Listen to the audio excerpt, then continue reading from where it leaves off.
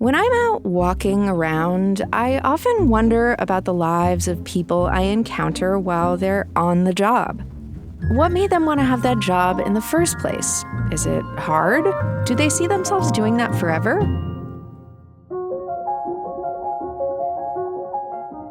From the Gert Boyle studio, I'm Jen Chavez, and this is The Evergreen, a podcast from OPB about the place you call home.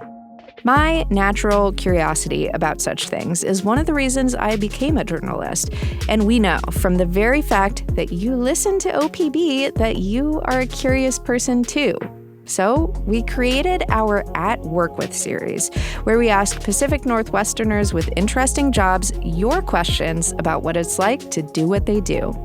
And we're back with another episode highlighting 3 more Oregonians at work.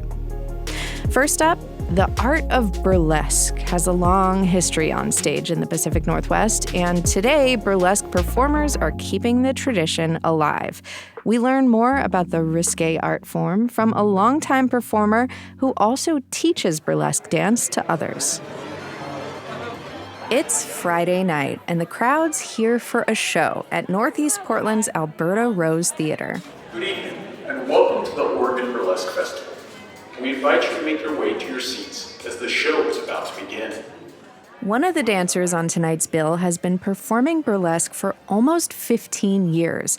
She also teaches burlesque and other dance at her Portland studio, Body Magic Temple. I'm Eva Delicious. I am the Body Magic Temple High Priestess of Tease.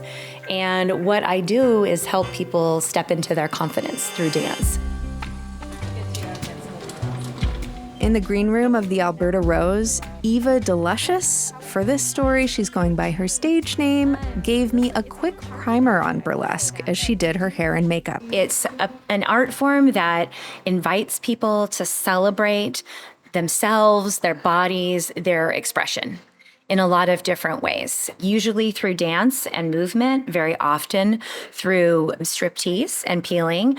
A lot of times there's humor or there's sauciness that we're bringing into it. Burlesque as a form of comedy has been around for centuries. It caught on in the U.S. in the 1860s and evolved into body variety shows, increasingly focused on striptease. In Oregon, Portland's Star Theater was once a world-renowned burlesque venue in the 40s and 50s. One of our listeners wanted to know, how is burlesque different from dancing at a strip club? Is it just about how nude a person gets, or is there something else? Eva says burlesque dancers are generally on stage only, while dancers at strip clubs make money offering private dances between stage shows. But stripping, as we know it now, comes from burlesque.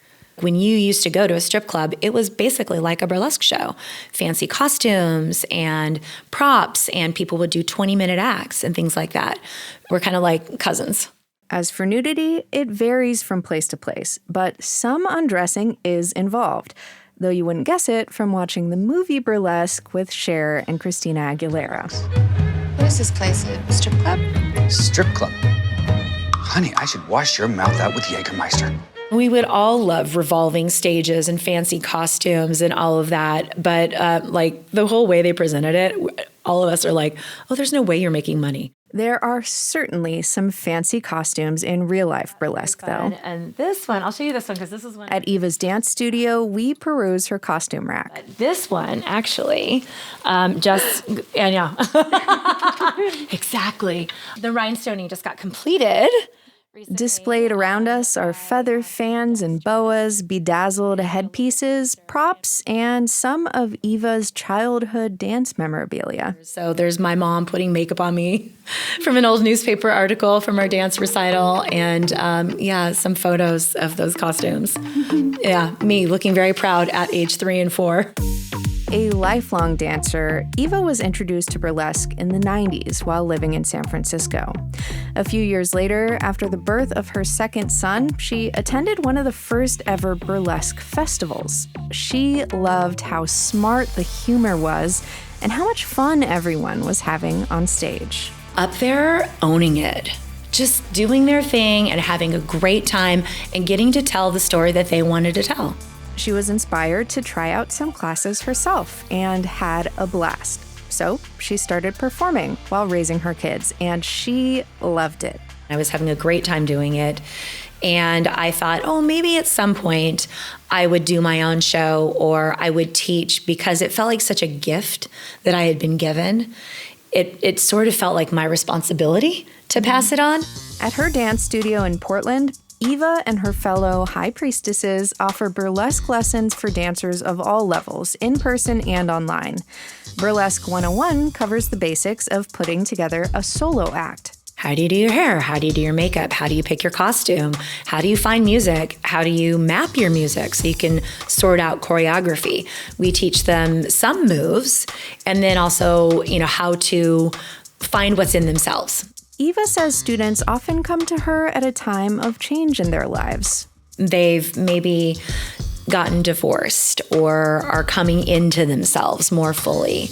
Their kids have left the house, or they just want to know who they are in more of a sensual, physical way. Eva wants to provide her students with a safe place to explore being more visible. Our world isn't always kind. When you're yourself out there, you can really get tamped down. And so this is a place where we get over that. We celebrate you being you, whoever you are. And all of the work that we do, the training that we do, is to help people express themselves. Maybe you're wondering if burlesque is for you. One of our listeners asked, what advice would you give to someone wanting to get into burlesque? Eva says, first of all, you can totally do it. And second of all, go check out some burlesque shows and explore what's out there. You'll see so much variety. Might see someone who's like, oh, maybe that's kind of like me. We have students in their 80s who are on stage. So there's a variety of people who are out there. Please give it up for Ava Delicious. And when people are like, oh, I'm too old or it's too late, and I'm like, well, you're not dead. That's when it's too late, friend.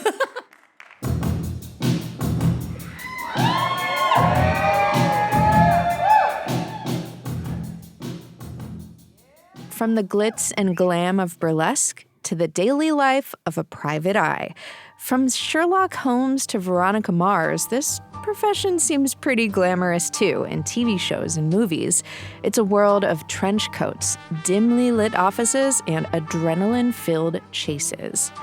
Well, my colleague and fellow OPB host Lillian Kerbeek investigates for our At Work With series and says for the roughly 900 Oregonians who are licensed private investigators, it's not always quite that exciting. There's a lot of boring stuff, that happens where you're just driving over there to see what's going on, or you're, calling people up that don't answer the phone. That's Taya Godfrey, a private investigator and process server based in Milwaukee. She says unlike Sherlock Holmes, she's not usually running from the hounds of Baskerville in her line of work. I don't usually get my adrenaline pumping too much in this job anymore. I make a point to be safe at all times. And Godfrey, a 6-foot-tall, 59-year-old former paralegal, doesn't have the typical background for a PI. She switched from the endless paperwork of being a paralegal into private investigator fieldwork a few years ago. It is really fun, and I wish I had done this sooner. It's kind of like going on a treasure hunt, sometimes where you're like, okay, this is the mission, and I need to go and figure it out. And some of the best tools you have to do this job are your curiosity and your tenacities. Godfrey lets me follow along on today's treasure hunt. We're looking to find someone who doesn't have a permanent address to serve them with a restraining order. So this is a guy who is couch surfing. The one address we have for him seemed to be abandoned. I went last night. It looks totally overgrown. But we have the name and address of a potential friend/employer. The search starts in Godfrey's home office. As a licensed PI, Godfrey has access to special databases to try to hunt people down. They're not the same databases police have access to, though. You have to go through a vetting process. You have to be a licensed investigator. You have to have somebody come out and inspect your office and make sure that it's secure and that, not just anybody can hop on and use your login. private investigators can work on many different types of cases. There are even maritime private investigators who specifically investigate crimes that happen on the high seas. One of the greatest needs in Oregon right now are criminal defense PIs who work for lawyers. On the defense side, you have the attorney who needs an investigator to go and double check all of these things and make sure that things were done properly. A lot of times they weren't, So you're trying to really not just interview the client who is the defendant in the case, but interview the witnesses if there are any, try and find surveillance video if they're, did we get all of the body cam footage from the police? Godfrey mainly handles civil litigation cases like personal injury and family law rather than criminal. It's my job to go out and interview the witnesses and actually look at the location, figure out, all the different things that might have impacted it, like what kind of weather was it. Godfrey warns that if you need to hire an investigator, it's crucial to act quickly. Because the evidence deteriorates or disappears altogether. I will get a request to interview witnesses on an accident that happened almost a year ago. And I'm like, I'm so sorry, but there's not going to be any video. Even if there is video that was pointing in that direction, it's not going to be there anymore. Godfrey is up for tough cases, but she isn't a fan of cases investigating cheating spouses. In fact, she tries to talk people out of hiring any PI. Because the first question is, okay, once you find out, what are you going to do? So are you going to go to counseling? Are you going to, maybe you should just start with counseling. I'm happy to do surveillance on people who are maybe abusing children or insurance fraud, stuff like that. But I feel like if you think that your spouse is cheating, you're probably right. Please don't spend $5,000 on surveillance. Take that money and go on vacation. Get a divorce.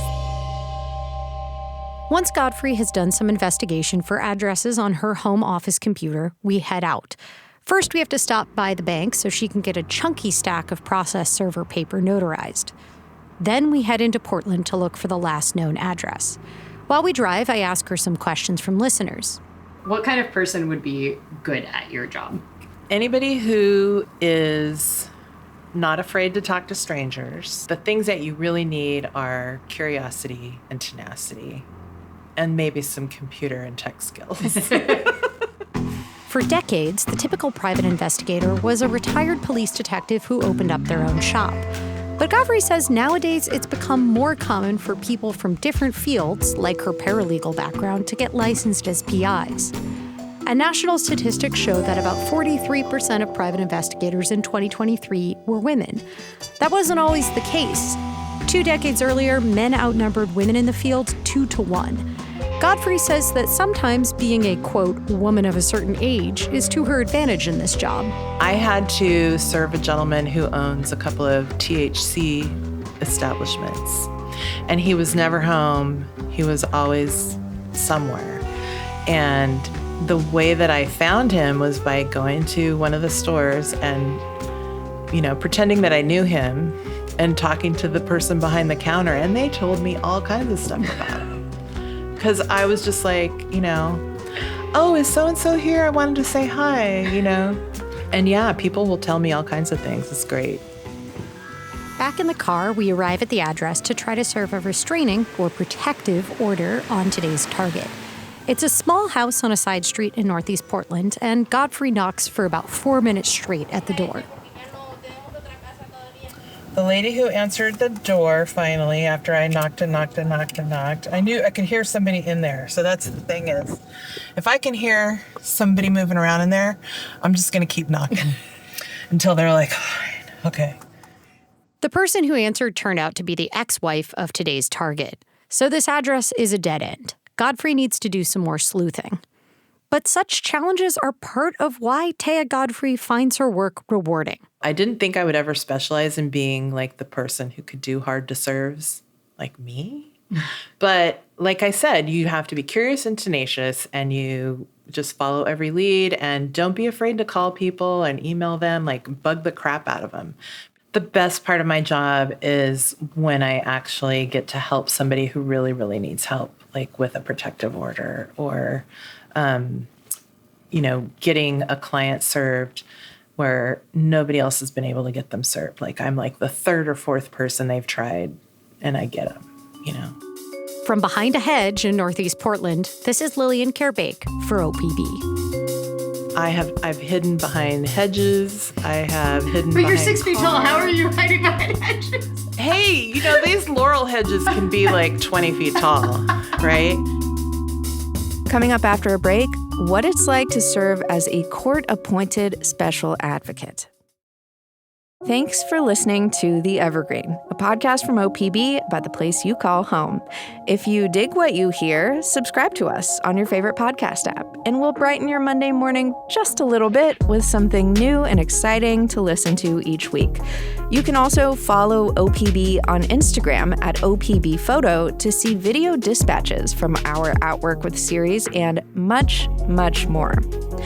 And remember, the Outwork With series and all the great OPB reporting and storytelling you hear on this show every week is made possible by the support of many thousands of OPB members. We get suggestions for which jobs to explore next from you, and we get funding to get out there and do it from you too. That is the beauty of public media, my friends. Support our journalism by becoming an OPB sustaining member today at opb.org/pod. And now, back to the show. For our last story, we're going to learn what it's like to be a CASA volunteer. That's a court-appointed special advocate. When kids are taken from their parents by the state, they enter the complicated labyrinth of the family court system. CASA volunteers get to know the children and provide reports and testimony to the judge in their case. We'll hear again from OPB's Lillian Kerbake. She got to know one of the volunteers. Almost anyone who's involved in the Oregon foster care system will say it's overburdened. I think it's fair to say that the system is underfunded and understaffed, and people do the best with what they are given. That's sort of where we come in. That's Dave Anderson. He's part of the WE, Court-Appointed Special Advocates, or CASAs.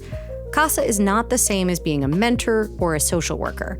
They're trained volunteers who represent the best interest of children who have been removed from their parents by the state. But wait, shouldn't every adult involved in a case be working for the best interest of the children? These children all have lawyers. And I was like, well, why, if they have a lawyer, why do they need another advocate? The lawyers advocate for what the child wants. We are supposed to advocate for what we think is in the best interest of the child. And sometimes those aren't the same thing. And that can be a little bit tricky with a child, especially like a teenager, who thinks they know everything. Anderson is a retired journalist who started volunteering as a CASA 11 years ago. Anderson said CASAs are an important part of making sure that children don't get lost in the overtaxed Oregon DHS system.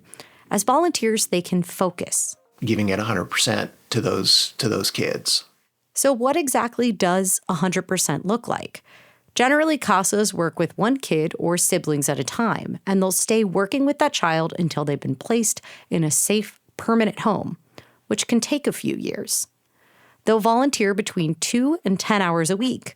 When they've been assigned a new case, they have to get up to speed quickly. Well, there's a steep learning curve in every case to start out with.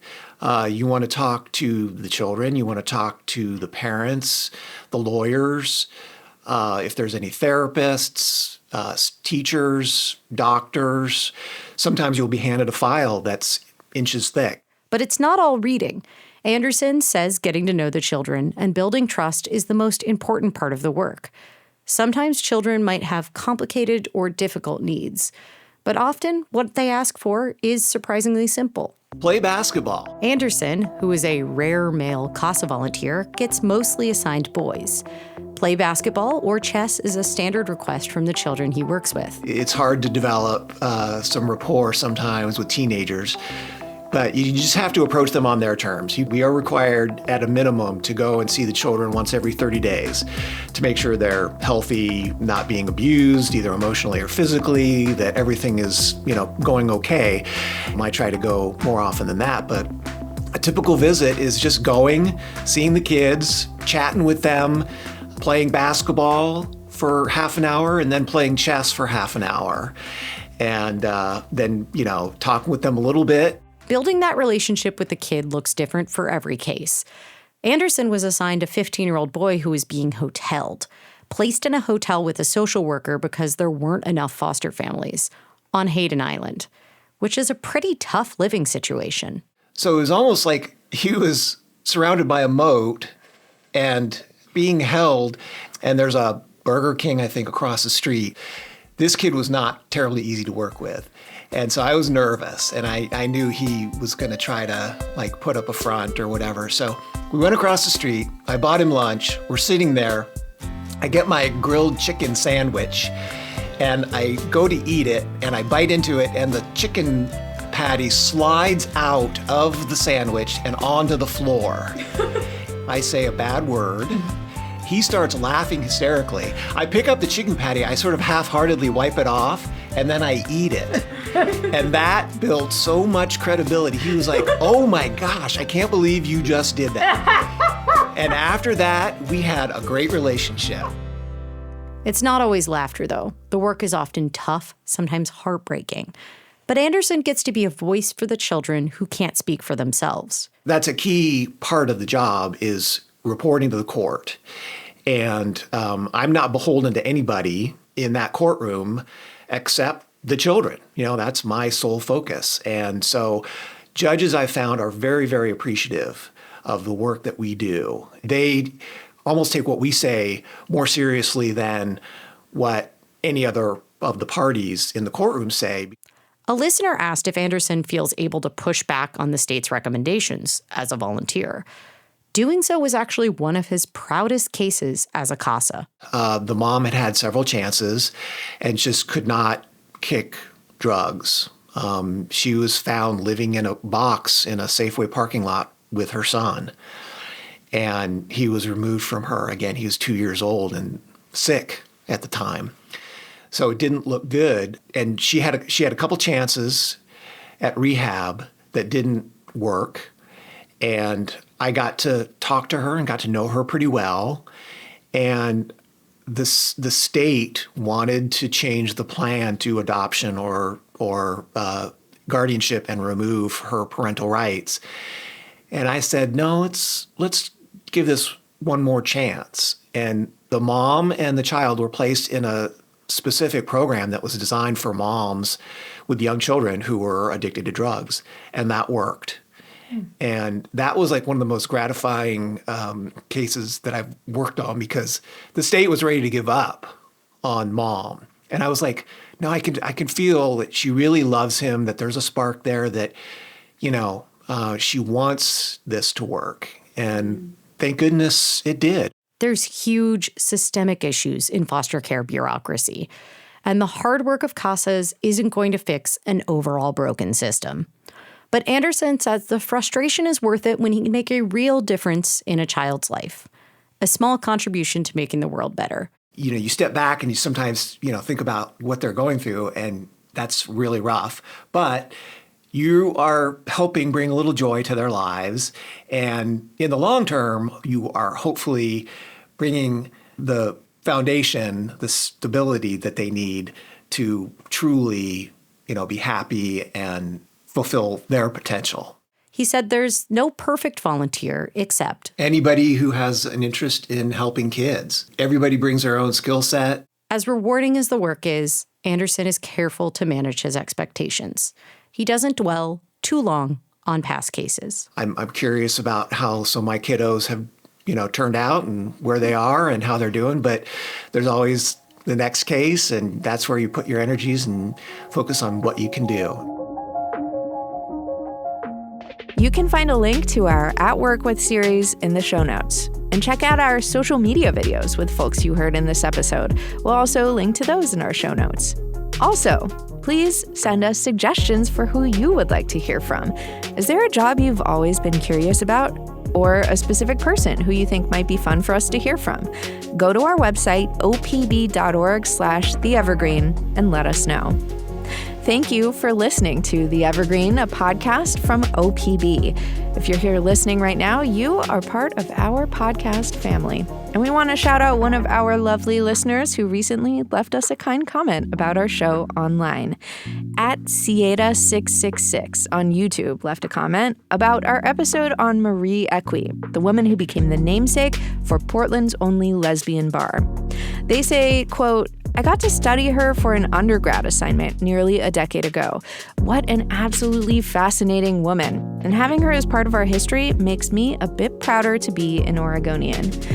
Well, thank you so much for sharing that at Sieta666, and as always, I am so happy to hear from y'all. You can help us grow, by the way, by leaving a review, perhaps just like this one, on your favorite podcast app, including YouTube. Follow us there, and hey, tell your friends. Mia Estrada produced this episode, and our technical director is Stephen Cray. He also engineered the episode. The OPB podcast team also includes Julie Sabatier and Sage Van Wing. Lillian Kerbake and yours truly did the interviews you heard. The music in this episode is from Audio Network. And if you have a question for us, don't forget that you can reach out. You can email us at theevergreen@opb.org. I'm Jen Chavez. Catch you later.